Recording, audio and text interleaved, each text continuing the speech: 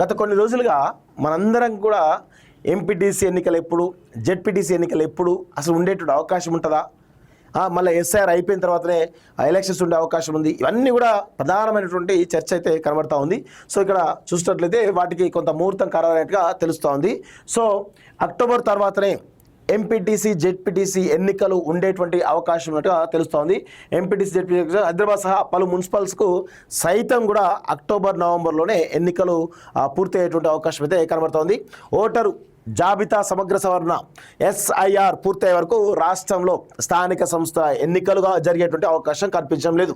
ఎన్నికల సంఘం అధికారులు, సిబ్బంది, రాజకీయ పార్టీల ప్రతినిధులు అంతా ప్రస్తుతం ఎస్ఐఆర్ పైనే దృష్టి సారించారు. ఎన్నికలు నిర్వహించాలంటే తాజా ఓటర్ జాబితా అవసరం. ప్రస్తుతం ఎస్ఐఆర్ ప్రక్రియ జరుగుతున్నందున ఓటర్ జాబితా సైతం అక్టోబర్ 1వ తేదీ వరకు అందుబాటులో ఉండేటువంటి అవకాశం లేదని తెలుస్తున్నది. రాష్ట్రంలో జూన్ 25 నుంచి జూలై 24 వరకు దాదాపు 1 మంత్ పాటుగా ఇంటింటికి తిరుగుతూ బూత్ లెవెల్ ఆఫీసర్లు ఎస్ఐఆర్ కోసం ఎన్యూమరేషన్ ఫామ్స్ అందించున్నారు. ఆ తర్వాత ముసాయిదా ప్రకటన, అభ్యంతరాలు స్వీకరణ, నోటీసులు అందించడం, చిట్ట చివరిగా అక్టోబర్ 1వ తేదీన తుది ఓటర్ జాబితాను ప్రకటించన్నారు. దీంతో ఎంపీటీసీ జెడ్పీటీసీ ఎన్నికలు హైదరాబాద్, సైబరాబాద్, మేడ్చల్ మున్సిపల్ కార్పొరేషన్తో పాటుగా వరంగల్, ఖమ్మం, సిద్దిపేట, అచ్చంపేట, జడ్చర్ల, కొత్తూరు సహా ఇతర వాటికి ఇప్పట్లో ఎన్నికలు నిర్వహించడం కష్టమేనని ఎన్నికల అధికారులు తెలిపారు.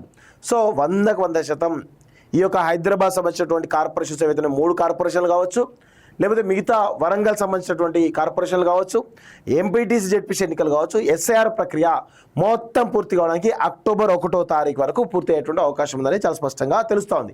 ఈ ప్రక్రియ పూర్తి అయిన తర్వాత తుది జాబితా ఓటరు బయటకు వచ్చిన తర్వాతనే ఈ యొక్క ఎన్నికలు ఉండేటువంటి అవకాశం ఉంది. అప్పటి వరకు ఈ రాష్ట్రంలో ఎలాంటి ఎన్నికలు కూడా ఉండేటువంటి అవకాశం లేదు అని చెప్పేసి కూడా స్పష్టంగా తెలుస్తోంది. అంటే ఎందుకు ఎస్ఐఆర్ పైన అధికారులు బిజీ ఉంటారు. సో ఓటర్ జాబితా సవరణ ఉంటుంది. దాదాపు 40-50 లక్షల ఓట్లు కూడా తొలగించడానికి అవకాశం ఉందని చాలా స్పష్టంగా తెలుస్తోంది. రాజకీయ పార్టీలు సైతం దేశంలోని వివిధ రాష్ట్రాల్లో ఎస్ఐఆర్పై జరిగినటువంటి రాద్ధాంతం, ఓట్ల తొలగింపు నేపథ్యంలో తెలంగాణలోని రాజకీయ పార్టీలు ఎస్ఐఆర్ను చాలా సీరియస్గా తీసుకున్నాయి. ప్రతి పోలింగ్ బూత్కు ఒక బిఎల్ఏ నియమిస్తున్నాయి. ఓటర్ జాబితా ప్రక్షాళన అనేది పార్టీల గెలుపు ఓటంలో కీలక పాత్ర పోషించనున్నది. అందుకే సమావేశాలు, సమీక్షలు నిర్వహిస్తున్నారు. స్థానిక నాయకులకు రాజకీయ పార్టీలు సూచనలు చేస్తున్నాయి. ఈ నేపథ్యంలో అధికారులు, సిబ్బందితో పాటుగా రాజకీయ పార్టీలు సైతం ఎస్ఐఆర్లో నిమగ్నమైనందున స్థానిక సంస్థల ఎన్నికల నిర్వహణపై పార్టీలు ఆసక్తి చూపకపోవచ్చు అనేది కూడా చాలా స్పష్టంగా తెలుస్తూ ఉంది.